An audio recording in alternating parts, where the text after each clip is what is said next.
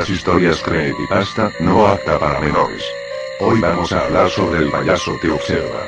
1980 Madrid, España, un circo no muy pequeño empezaba a abrir sus puertas para el mundo del espectáculo de bajos presupuestos, pero poniendo gran originalidad y risas en sus espectáculos que lo llevarán a su éxito.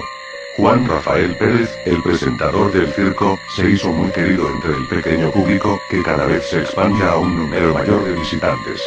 Nuestros espectáculos más amados y favoritos de todos era el de los Cuatrillizos Sonrisa, un grupo de 4 payasos agradables. Estaban Juan, José, Raúl y Roberto, y esos 4 hermanos eran los mejores, dispuestos a hacer cualquier tipo de truco sin temor, por el tan solo placer de escuchar las risas del público.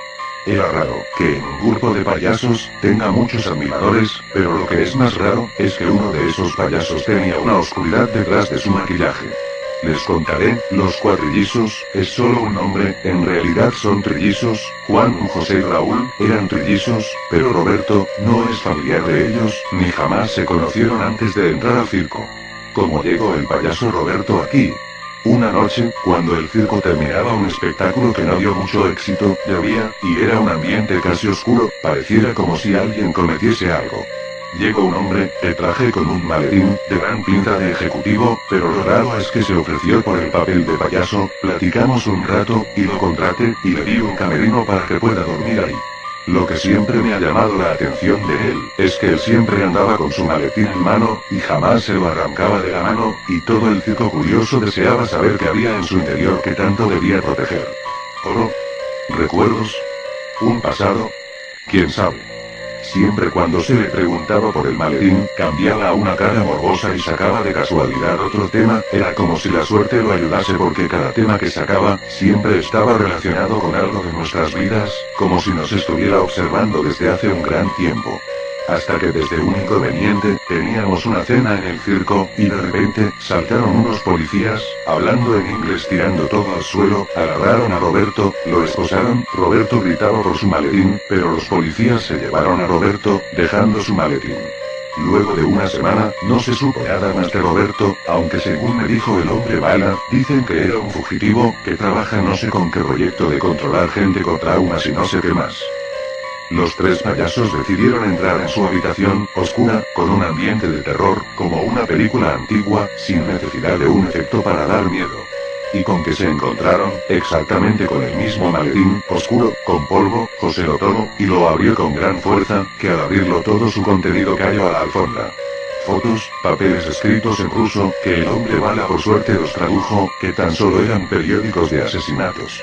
Pero lo más curioso, una cinta VH de vídeo, llena de polvo.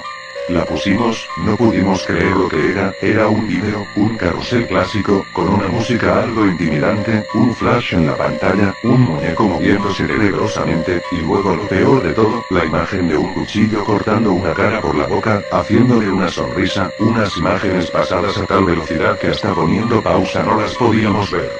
Luego, un niño durmiendo en una cama, y su cara cambió con un grito, y luego estática eterna. Nos quedamos choqueados al verlo, y luego de verlo, ya no todo fue como antes.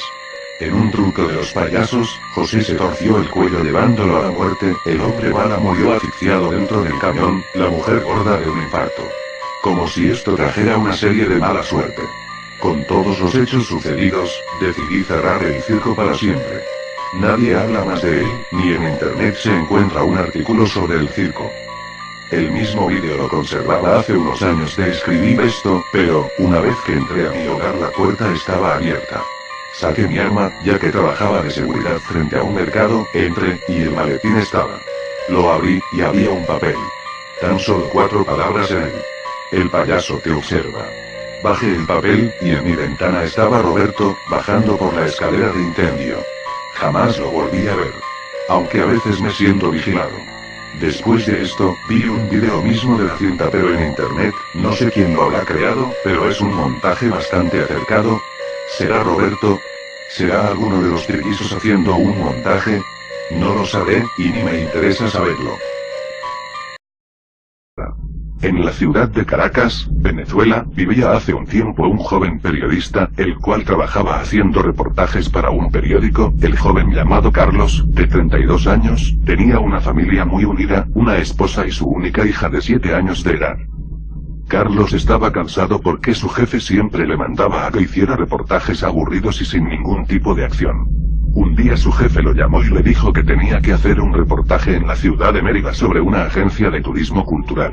Carlos, al darse cuenta de que era otro de los reportajes aburridos que siempre le mandaban, le comentó a su jefe que existía un manicomio abandonado allá mismo en Mérida y que, según la gente, actualmente se estaba utilizando para almacenar drogas para luego venderlas, así que le dijo que si podía hacer un reportaje sobre eso en vez de hacerlo sobre la agencia de turismo. El jefe se quedó pensándolo un instante y accedió a que Carlos fuera a Mérida e hiciera el reportaje del manicomio.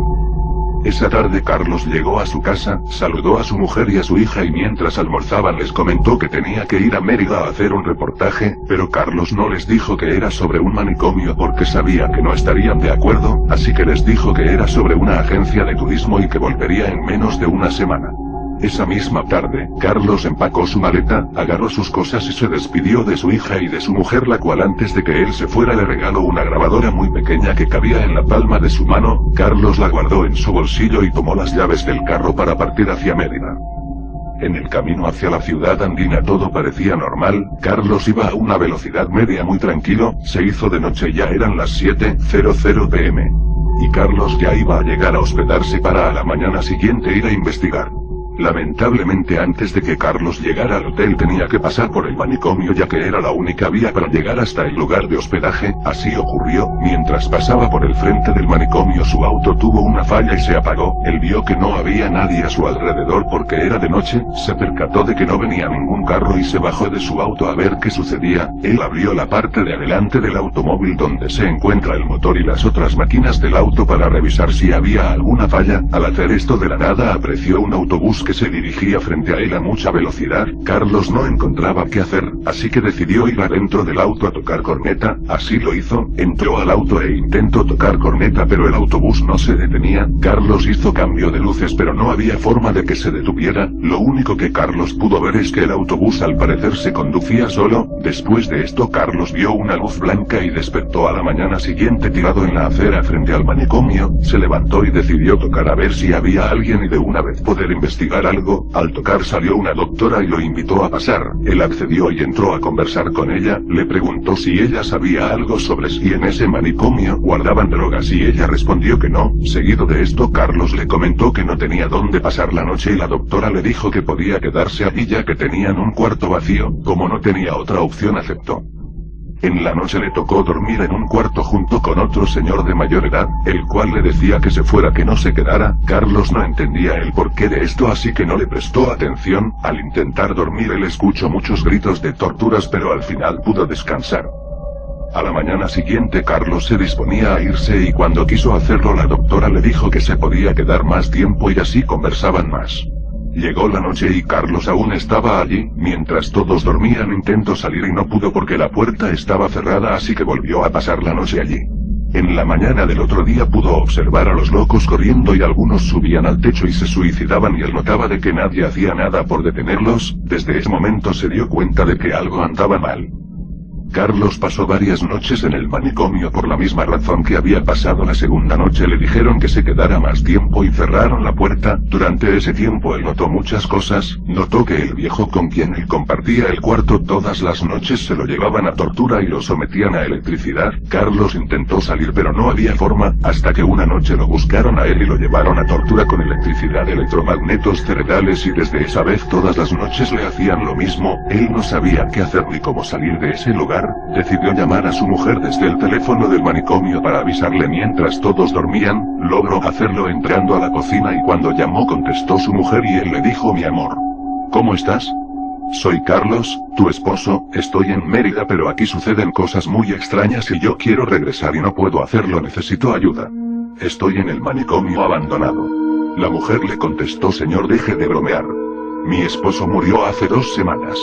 Carlos se quedó mudo por un segundo y en ese momento llegó la doctora y él tuvo que trancar. Allí fue cuando la doctora le dijo que nunca podría salir de allí, que él estaba muerto y que ese era un manicomio de torturas para los que ya habían fallecido. Desde ese momento nadie nunca más volvió a saber más de Carlos y nadie se atrevió a ir a ese manicomio a investigar nada. Se dice que todo el que pasa por el frente a ese lugar de noche escucha gritos de dolor y lamentos.